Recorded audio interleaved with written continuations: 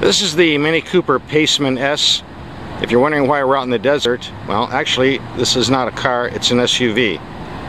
Made for off-roading, actually, although it doesn't look it.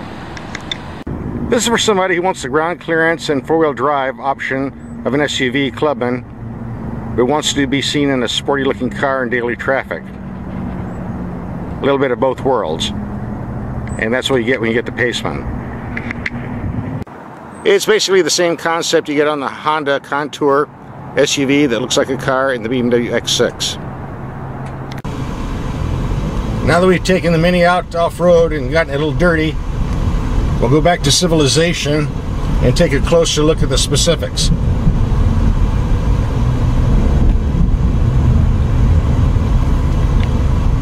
The base engine is 821 horsepower, 4-cylinder. It's a bit strained pulling this weight, so you might want to order the manual transmission with that motor. Optional is the Mini Cooper S, which has a 1.6 liter turbo engine at 181 horsepower, which is what this is, rated at 25 to 32 miles per gallon. By the way, this engine is very flexible, works just as good with the 6-speed automatic as it does with the manual transmission.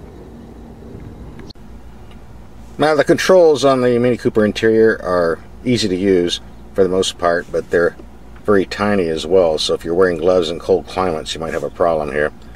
But once you figure everything out, pretty easy to use. The exception is programming the radio stations for presets. It's a big pain in the butt. I never got around to finishing it because the satellite radio disappeared out of the system. I guess someone wasn't paying their bill. It'll take some owner's manual reading to get this thing programmed though. We get a nice sized glove box, plenty of room in there, especially if you take the owner's manual out. Now remember, this is a two-door, so squeezing in the back two seats is a real chore. And if you're over 6 feet tall, you might be squeezed a bit. Adequate storage space in the rear. You don't get a spare tire with the Mini because they have run flats, so it gives you more room to put stuff like this. One aggravation we didn't care for was the excessive width of the rocker panels under the door. They're just too wide, so every time you get out you rub your leg on the outer body panel, which gives you dirt and mud on your pants. And apparently I'm the only photojournalist in the country that seems to notice this problem on cars. But the problem's there, so you want to keep the vehicle clean. Here's a piece of advice for you. Do not, I repeat, do not order the Mini Cooper with the sunroof package if you live anywhere where the sun shines. The only thing that separates you and the glass is this flimsy screen, which does not block out the sun. It's been baking my head all day. And to make it worse, they painted it black, which attracts heat like a magnet. You think they at least made it white or a tan color. Not a good idea, especially in Arizona. Unless you like getting a tan while you drive.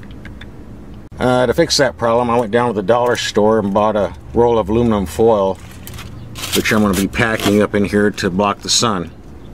Cheesy fix, but it works. Nothing else you can do. Now if you order the Paceman with four-wheel drive, you're going to add around 300 pounds of weight to the vehicle, which kills acceleration performance, but fortunately this car is a two-wheel drive. So aside from the extra ground clearance, it drives about as good as the other Mini Coopers. And this turbo engine is very responsive and works great with the 6-speed automatic.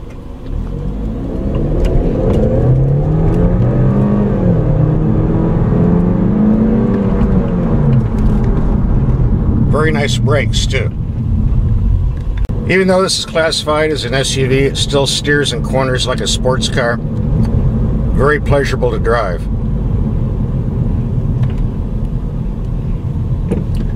The ride's a bit stiff because of the run flat tires, but that's okay. You'll get used to it.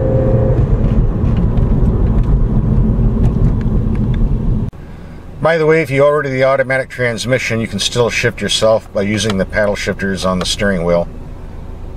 Works great when you're taking tight corners at high speed. Now in a standard Mini Cooper, these 8-inch ruts would tear the suspension out. But with the high ground clearance of the Paceman, it's not a problem. So yes, you can take this off-road, even though it's a bumpy ride and shaking my camera off the mounts. This is a nice city commuter. The small size and strong turbo engine allows you to cut in and out of traffic in a hurry. And heavy city driving, I'm getting around 25 miles to the gallon. Not bad considering.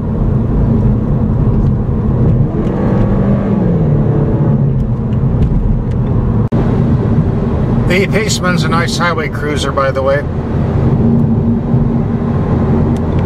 Now, I like Mini Coopers. They're very good cars, but you need to watch the option list or the prices can skyrocket quite a bit. Now, the base price of a Paceman is $26,800, but look at this option list. $500 for the copper paint, $1,000 for the hot cross carbon black, whatever that is. The cold weather package with folding mirrors and heated seats, $750. Navigation, $1,500. The premium package, it gives you the sunroof and the automatic climate control, $1,250. I guess we should call that the solar oven that bakes your head. The automatic transmission at $1,250. These 19-inch alloy wheels, $1,750.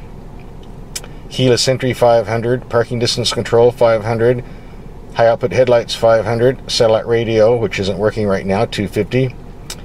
$750 the premium sound system. White turn signal lights, $100, and destination $700 for $38,100. That does not include four-wheel drive or leather interior. Get that, you'll be up to 40 grand.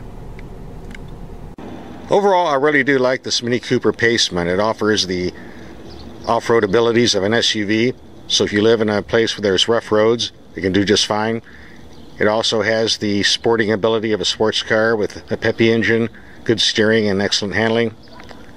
And it also serves as an economy car, getting 25 to 30 miles per gallon, and there aren't too many SUVs that can do that.